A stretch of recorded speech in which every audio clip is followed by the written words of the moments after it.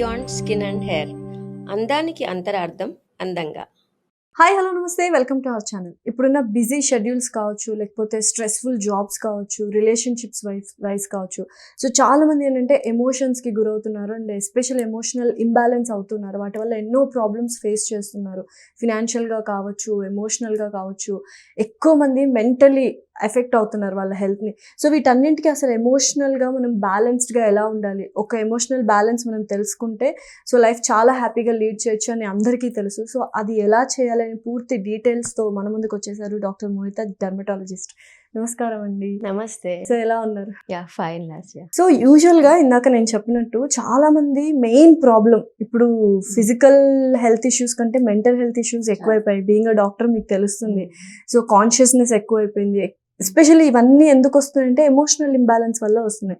వీటిని ఎలా కంట్రోల్ చేసుకోవాలి, మనం బ్యాలెన్సింగ్ లైఫ్ అనేది ఎలా లీడ్ చేయాలి? ఎమోషన్స్ అన్నవి మన లైఫ్లో part of our life. Okay, ఒకటే ఎమోషన్తో మనం బతకలేం. Okay, so if you can manipulate the emotion, okay, ఆ టైంలో ఆ ఎమోషన్ నుంచి తొందరగా బయటపడే అవకాశం ఉంటుంది. ఓకే, సో ఆ మ్యానిపులేషన్ చేయాలి అని అంటే మనము మన బాడీలో 7 చక్రాస్ ఉన్నాయి, మీకు తెలుసు. చాలా మంది మెడిటేషన్స్ అవి చేస్తుంటారు, chakras, energizing chakras, so that mental well being బాగుంటుంది అని చక్ర మెడిటేషన్స్ అని తెలుసు. కానీ chakras are nothing but energy connections. అక్కడ బోల్డ్ అని నర్వ్ ప్లెక్సెస్ ఉంటాయి, ఎనర్జీ కనెక్షన్స్.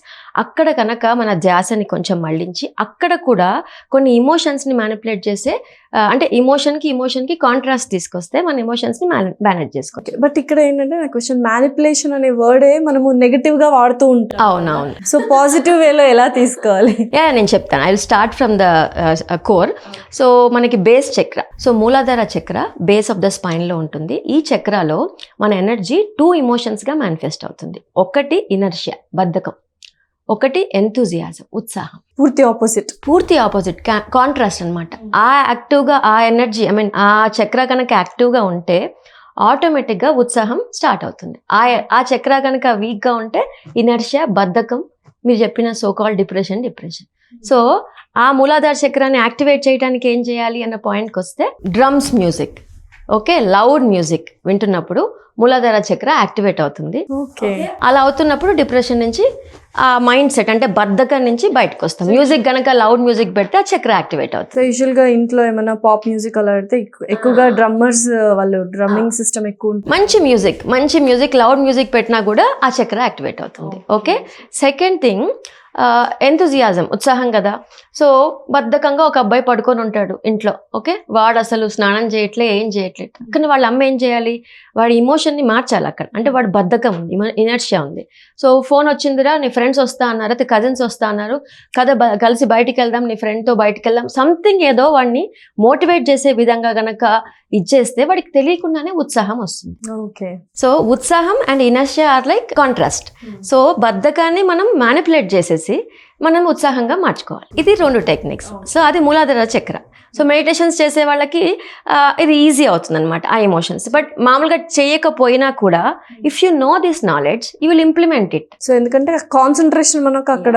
సో ఎలాగ కాన్సన్ట్రేట్ చేయాలా మీరు అన్నట్టు బేస్ ఆఫ్ ద స్పైన్ దగ్గర? అది జస్ట్ బ్రీతింగ్.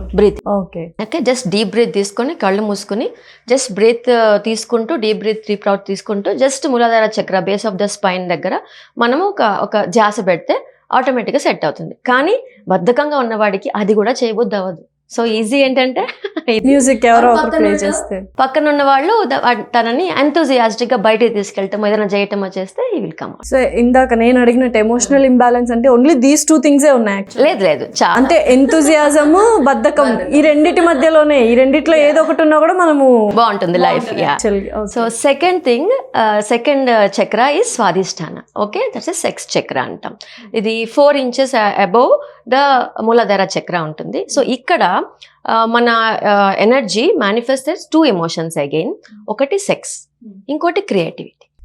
సో ఇది ఎట్లా కాంట్రాస్ట్ మీకు అర్థమైపోయింది. సో ఊరికే సెక్స్ మీద ఇంట్రెస్ట్ వస్తున్నా, అదే చూడాలనిపిస్తున్నా, ఏదన్నా క్రియేటివ్గా చేస్తే, ఓకే, క్రియేటివ్గా పాటలు పాడటమో, డాన్స్ చేయటమో, ఆర్ట్ చేయటమో, క్రియేటివ్గా ఏమన్నా చేస్తే ఇమీడియట్గా ఆ థాట్ ప్రాసెస్ కట్ చేస్తాం. ఓ నైస్. మెయిన్గా యంగ్స్టర్స్కి కొంతమందికి చాలా ఇంట్రెస్ట్, సెక్స్ మీద ఎక్కువ ఆలోచనలు వెళ్తున్నాయి అనుకుంటే creativity is a contrast. Okay. అర్థమైందా? సో అంటే ప్రతి చోట పాజిటివ్ నెగిటివ్. సో ఆ చక్రం మీద కనుక మనం ధ్యాస పెట్టి ఒక 5 నిమిషాలు అక్కడ కూర్చోగలితే అక్కడ మనం దాన్ని మ్యానిపులేట్ చేయగలుగుతాం. సో నెక్స్ట్ చక్ర మణిపుర చక్ర, పొట్ట, సోలార్ ప్లెక్సస్. సో ఈ స్టమక్ చక్ర అంటాం. ఈ చక్ర దగ్గర మన ఎనర్జీ 4 ఎమోషన్స్గా మేనిఫెస్ట్ అవుతుంది. 4 emotions. Okay, first Joy, jealousy, generosity, greedy. Okay, Joy అంటే ఆనందం. ఆనందం అంటే మనకు కడుపు బా నవ్వేసానబ్బా ఎంత హాయిగా ఉందని కడుపు పట్టుకుంటాం. అంటే ఆ హ్యాపీనెస్ ఎక్కడి నుంచి వస్తుంది? పొట్ట నుంచి వస్తుంది. సెకండ్ థింగ్, మీరు హ్యాపీ బుద్ధా చూసుంటారు, గణపతి, గణేష్, లార్డ్ గణేష. పొట్ట హెవీగా ఉన్న వాళ్ళకి హ్యాపీగా ఉంటారంటే అర్థం అనమాట. సో తర్వాత జనరాసిటీ, కారుణ్యం, అంటే మనకి జాలి, వాళ్ళని చూస్తే కడుపు తరుక్కుపోయిందబ్బా, కడుపులో నుంచి బాధ పుట్టుకొచ్చింది, నాకు ఆ బాధ కాదు ఆ జాలి వచ్చేసింది, జాలి వచ్చింది వాళ్ళ మీద అన్న పాయింట్ ఎప్పుడు వస్తుంది? అక్కడ వాళ్ళు జనరాసిటీ.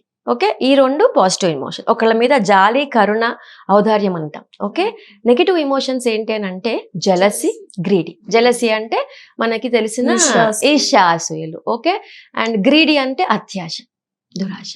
సో ఎప్పుడైతే మన చిన్న ఎగ్జాంపుల్, మనం షాప్కి వెళ్తాం, ఒక 5-6 చీరలు కొంటాం, ఇంకొక డ్రెస్సో ఇంకొక చీర కొనాలి, కొనలేకపోయా, అత్యాశ. ఇంకోటి చీరనో డ్రెస్సో మన దగ్గర అదే వస్తుంది, నగలో లేకపోతే వాళ్ళకి ఉంది వచ్చినప్పుడు మనం దాన్ని కాంట్రాస్ట్ గా జాయ్తో కానీ హ్యాపీనెస్ తో కానీ, అంటే లైక్ హ్యాపీగా ఉన్న పీపుల్తో మాట్లాడటం కానీ, హ్యాపీగా అలా కానీ, లేకపోతే జనరాసిటీతో, అయ్యో నేను ఈ చీరల గురించే ఇంత ఆలోచిస్తున్నానేంటి, అసలు చీరలు లేని వాళ్ళే ఉన్నారు కదా, డబ్బులు కొనుక్కోలేని వాళ్ళే ఉన్నారు కదా, వాళ్ళ గురించి ఒక ఆలోచన వచ్చినా, నీ ఇంట్లో ఉన్న పని మనిషినో ఇంట్లో ఉన్న ఇంకెవరినో చూసినా ఆటోమేటిక్గా నీ మైండ్ జనరాసిటీ వైపు వెళ్తున్నా. గ్రీడీ, అత్యాశ, దాన్ని ఎలా కాంట్రాస్ట్ చేసుకోవచ్చు? జాయ్గా కానీ జనరాసిటీ కానీ మార్చుకుంటే.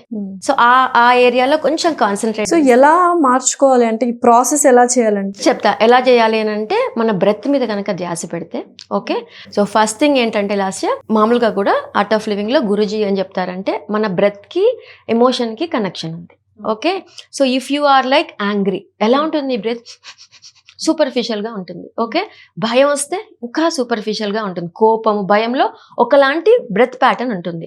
ఆ టైంలో కనుక if you come in side, కళ్ళు మూసుకొని పీస్ఫుల్గా ఉన్నా లేకపోయినా బ్రెత్ని కనుక మ్యానిపులేట్ చేస్తే ఎమోషన్ ఆటోమేటిక్గా మారుతుంది. Okay, if you manipulate the breath, emotion ఆటోమేటిక్గా మారుతుంది. అసలు ఇంకొక థాట్ ప్రాసెస్ ఏంటంటే, అసలు ఇది ఈ ఎమోషన్, నాకు ఈ ప్రాబ్లం ఉంది, నాకు అత్యాశ ప్రాబ్లం ఉంది, నాకు జెలసీ ప్రాబ్లం ఉంది, నేను హేట్రెడ్లో ఉన్నాను, నేను బద్ధకంగా ఉన్నాను అని ఆలోచించినప్పుడే సగం ప్రాబ్లం సాల్వ్ అయిపోతుంది. అసలు రాదుగా. ఆ టైంలో ఉన్న వాళ్ళకి నాకేమవుతుంది అని ఆలోచించిన వాళ్ళకి సగం ఎమోషన్ అక్కడే బ్లాక్ చేసేస్తాం. బయటికి ఎలా రావాలంటే ఇలాంటి టెక్నిక్స్ వాడినప్పుడు. అర్థమైంది కదా?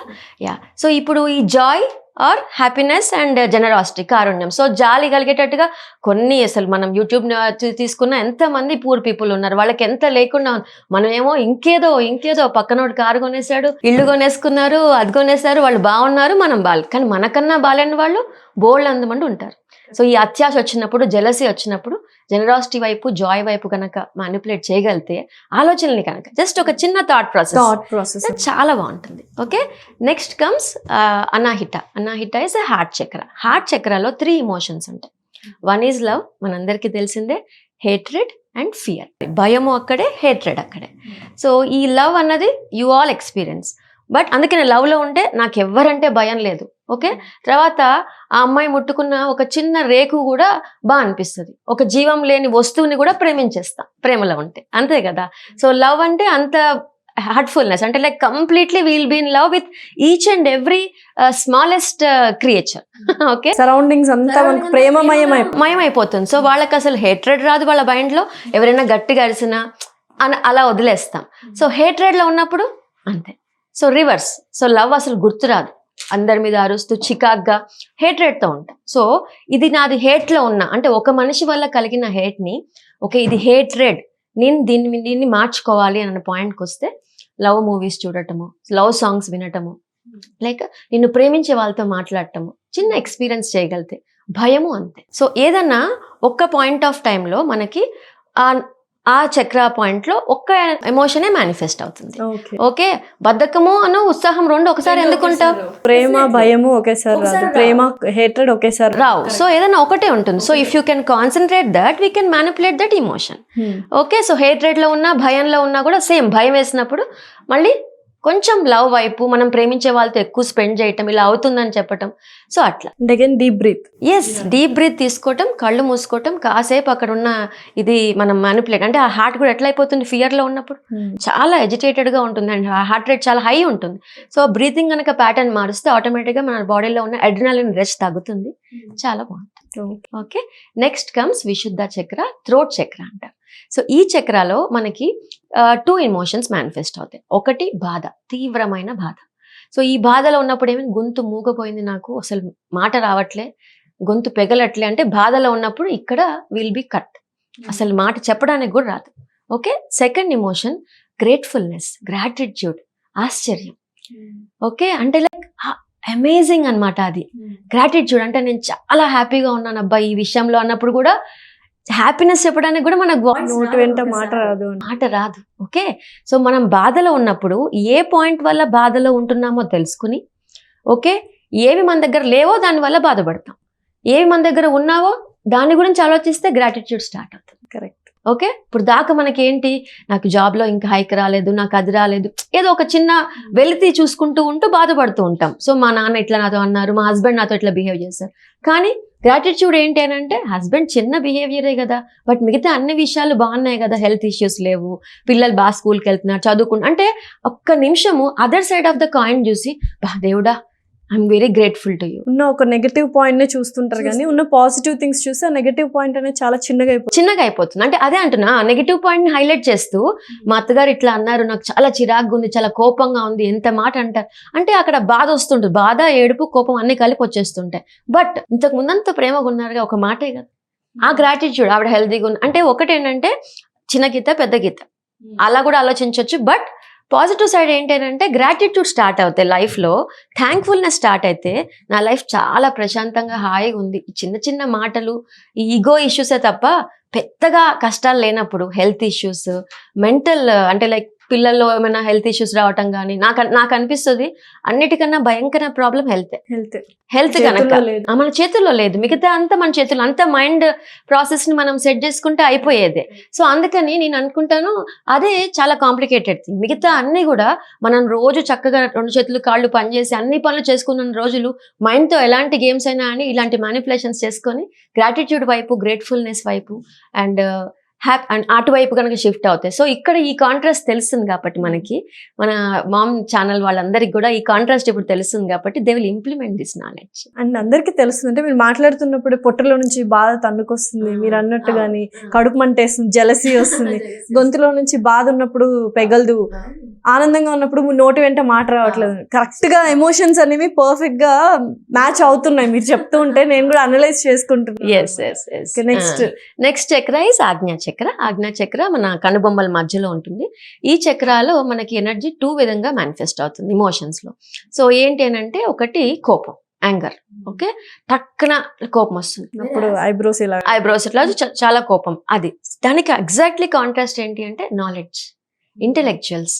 ఎవరైతే కొంచెం ఎరుకుగా అవేర్నెస్ తో ఉంటారో, నాలెడ్జబుల్ పర్సన్ ఉంటారో, ఆ క్షణంలో కోపాన్ని టక్కున ఆపేసుకోగలుగుతారు. ఓకే, అంటే అదొక్కటి కనుక దాడితే ఇక నెక్స్ట్ ఉంది సహస్రార చక్ర.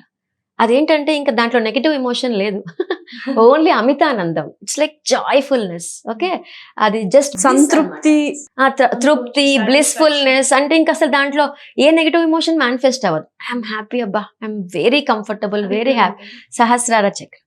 ఓకే, అది 7th చక్ర. సింపుల్ గా అంతా మన మైండ్ లో ఉంటది, మనం తీసుకునే దాన్ని బట్టి ఉంటది అని సింపుల్ గా చెప్పేసి, అంటే చక్రాస్ లో కూడా 100%. సో కింద నుంచి ఎనర్జీ పైకి ఫ్లో అవుతున్న కొద్దీ స్లోగా మన నెగిటివ్ ఎనర్జీస్ నుంచి, నెగిటివ్ ఎమోషన్స్ నుంచి అలా పైకి. సో ఇక్కడ యాంగర్ ఒకటి ప్రతి మనిషిని అక్కడ ఆపేస్తుంది. అక్కడ కనుక ఒక నాలెడ్జ్, ఒక ఇంటెలెక్చువల్ థాట్ ప్రాసెస్ వచ్చింది అని అనుకో, జ్ఞానం అంటాం కదా, ఆ థాట్ ప్రాసెస్ వల్ల వాళ్ళకి యాంగర్ ని తట్టుకునే శక్తి ఆర్ మ్యానిపులేట్ చేసే శక్తి ఉంటుంది. ఓకే, ఎందుకు రావాలి ఇప్పుడు కోపం అంటే చిన్న ఇంపర్ఫెక్షన్, చిన్న ఇంపర్ఫెక్షనే కదా, అంత కోపం ఎందుకు? అంత కోపం ఎందుకు అన్న పాయింట్కి వస్తే అక్కడ కనుక ధ్యాస పెడితే, సో ఇప్పుడు ఇమోషన్స్ తెలిసాయి, ఎక్కడెక్కడ ఉంటాయో తెలిసాయి, మీరు ఏ ప్రాబ్లంతో ఫేస్ అవుతున్నారు దాని మీద చిన్న కాన్సన్ట్రేట్ చేయండి.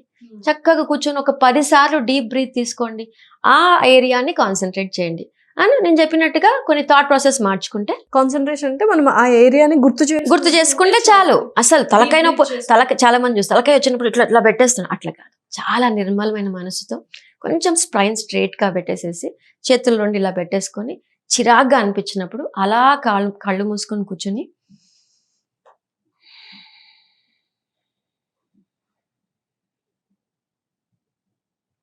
జస్ట్ మనలో వచ్చే వైబ్రేషన్స్ మాత్రమే ఆ లోపల అట్లా అట్లా అట్లా వైబ్రేట్స్ అవుతూ ఉంటుంది బాడీ. ఎందుకంటే ఫస్ట్ 10 బ్రెత్స్ అంతా ఒక అజిటేషన్ లో ఉంటాం కదా, నేను మాట్లాడి కూడా ఆ కేవలం ఆ వైబ్రేషన్స్ ని అక్కడ ఒక చిన్న థాట్ ప్రాసెస్ ని తీసుకెళ్ళగలిగితే కష్టపడక్కర్లేదు అనమాట. So we can change our manipulate hour emotions. So final గా ఏంటంటే మన బాడీలోనే ఒక కైండ్ ఆఫ్ పాజిటివ్ ఎనర్జీ ఉంది, మనం అది గుర్తించాలి. ఎమోషన్స్ అన్ని మనలోనే ఉన్నాయి, ఏ వైపు వెళ్ళాలి అనేది మనం we just have to focus it అనమాట. చాలా సూపర్గా చెప్పారు. ఎందుకంటే ఎమోషనల్ ఇంబ్యాలెన్స్ అనేది ఎంత స్టేజ్కి తీసుకెళ్తున్నాయంటే చిన్నపిల్లల దగ్గర నుంచి ఇప్పుడు ఎమోషనల్ ఇంబ్యాలెన్స్ కోల్పోతున్నారు పెద్దవాళ్ళ వరకు.